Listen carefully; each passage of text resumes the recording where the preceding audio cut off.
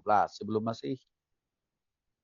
Nah, penulisannya itu terjadi setelah kejatuhan Tebo atau Noamon pada tahun 663.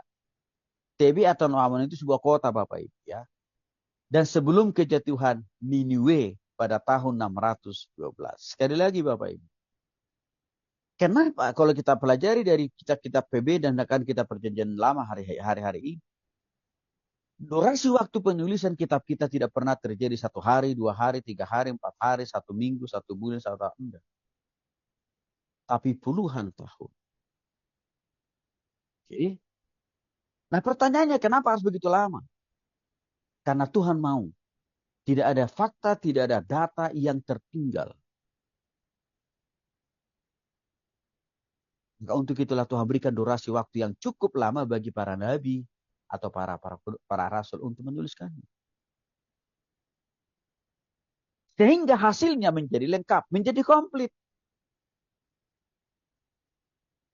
Isi Alkitab kita itu Bapak. Ya? Nah, jumlah pasalnya, memang kita nggak banyak pasalnya, hanya cuma 3 pasal. Tapi tidak berarti.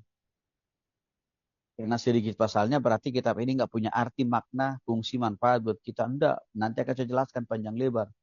Banyak sekali manfaat daripada kitab Nahum. Sekalipun dia hanya memiliki 3 pasal dan 47 ayat. Sekali lagi penulisnya adalah Nabi Nahum. Dijelaskan di dalam Nahum pasal 1 ayat 1. Orang Elkos. Ya. Jadi kitab Nahum ini waktu itu didapatkan oleh Nabi Nahum waktu Tuhan memberikan penglihatan buat dia. Dan isi daripada penglihatan dia, yang penglihatan yang Tuhan tambahkan kepada Nahum adalah supaya dia memberikan penghiburan bagi orang-orang Yehuda dan juga memperingatkan orang-orang Niniwe dan orang-orang Babel supaya mereka sungguh-sungguh bertobat kepada Tuhan. Lalu apa pesan utama daripada kitab Nahum? Yaitu penghukuman terhadap Niniwe. Mengapa? Karena dulu mereka sudah pernah menunjukkan pertobatan dan perubahan yang benar di hadapan Tuhan. Hasilnya mereka pun diberkati Tuhan. Nggak jadi dimusnahkan Tuhan kan Niniwe ini. Karena mereka bertobat kepada Tuhan pada waktu zaman Nabi Yunus kan. Dan saudara masih ingat. Yunus berkonflik sama Tuhan. Karena Tuhan memaksa Yunus untuk pergi ke Niniwe. Yunus pun tidak mau, dia lari ke tempat lain. Sampai Tuhan hukum Yunus 3 hari 3 malam dalam perut ikan. Dan memang visi misi dan tujuan Tuhan untuk Niniwe lewat Yunus itu berhasil sebenarnya. Karena pada era itu orang-orang Niniwe dari pemimpin tertingginya sampai ke anak-anak kecil mereka bertobat. Yang ditunjukkan dengan mereka bergabung dan berpuasa. Nah, akhirnya memang Tuhan berkati mereka dengan berkat yang melimpah. Tapi beberapa puluh tahun kemudian orang Niniwe kambuh lagi. Persis seperti orang Kristen di zaman sekarang.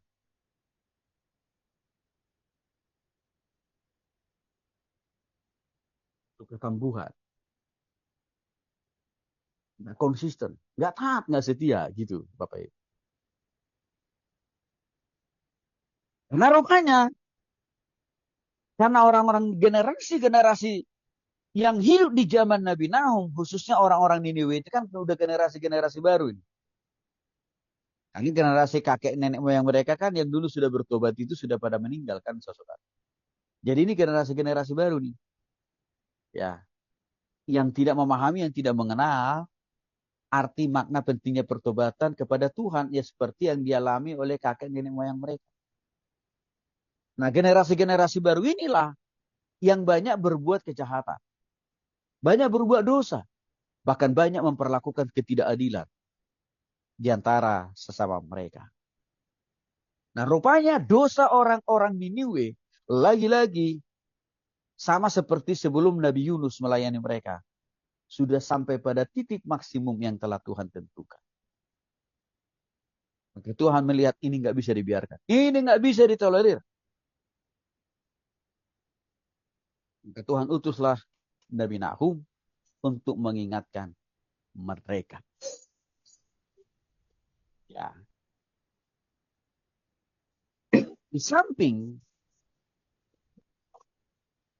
itu, ada tujuan lain daripada kitab Nahum yang ditulis oleh Nahum sendiri. Yaitu penghiburan bagi bangsa Yehuda yang mewakili bangsa Israel atau bangsa pilih. Ya. Nah, supaya mereka tetap kuat, supaya mereka tetap teguh, supaya mereka tetap setia mengasihi dan melayani Tuhan sekalipun mereka ditindas oleh bangsa-bangsa lain. Dan Tuhan juga menubuatkan lewat Nabi Nahum penindasan yang dilakukan oleh bangsa-bangsa lain terhadap mereka. Karena ada ruang batasan yang sudah Tuhan tetapkan buat mereka. Artinya bangsa-bangsa yang menindas atau menjajah mereka, ya pasti akan dihukum kembali oleh Tuhan. Jadi ini makanya seringkali saya katakan begini Bapak Ibu. Melakukan ketidakadilan yang kita alami sebagai anak-anak Tuhan, sebagai orang-orang percaya, itu tidak pernah terabaikan dari penglihatan bahkan pendengaran Tuhan. Gak semuanya dicatat oleh Tuhan. Dan Tuhan tidak hanya berhenti mencatatnya. Tapi Tuhan akan memakai semua catatan-catatan merah itu untuk suatu saat menghukum orang-orang yang menindas kita.